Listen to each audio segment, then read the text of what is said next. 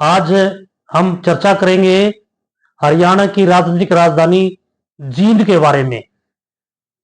शायद बहुत कम लोगों को पता होगा इस बात का कि जींद जो रियासत थी वो 15 अगस्त 1947 को भारत में इसका विलय नहीं हुआ था, बल्कि 6.5 महीने के बाद ये भारत का एक हिस्सा बनी थी रियासत। इसके बारे में हम डिटेल में आपको 15 अगस्त से पहले एक पूरी इसकी कहानी में बताऊंगा। फिलहाल हम बात करना चाहते हैं विधानसभा चुनाव में।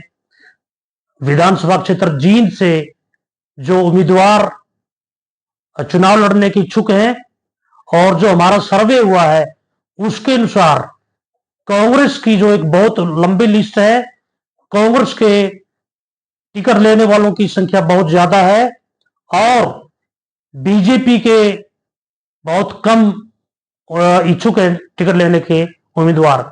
सबसे पहले मैं अगर जींद विधानसभा में टिकटार्थियों की बात करूं, जो महाजन बिरादरी है, करीब 6 ऐसे टिकटार्थी हैं जो टिकट लेना चाहते हैं कांग्रेस पार्टी से, जिनमें प्रमुख रूप से मांगराम गुप्ता के बेटे महावीर गुप्ता, उसके बाद राजकुमार पत्रकार, उसके बाद श्रीचंद जैन और जय भगवान गोयल, महावीर कंप्यूटर और पवन गर्ग।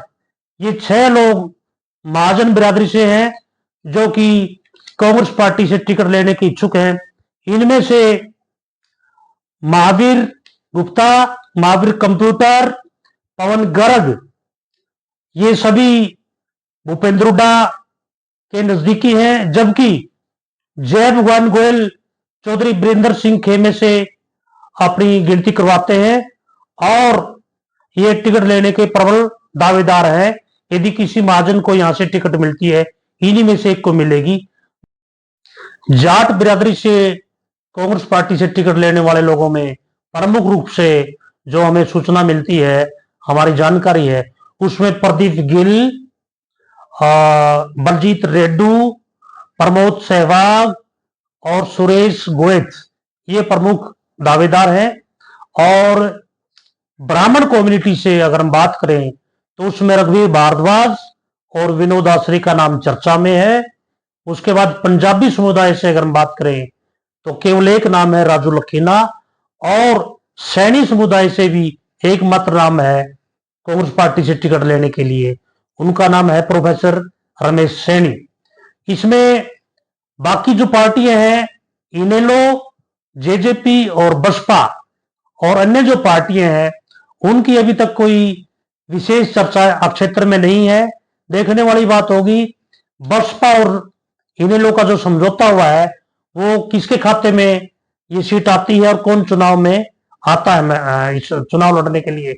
और इसमें बड़ा रोचक मुकाबला होगा इस बार जिला जींद की इस सीट पे, क्योंकि लोकसभा के चुनाव में यहां से बीजेपी ने बढ़त बनाई थी, कांग्रेस थोड़ी पीछे रह गई थी।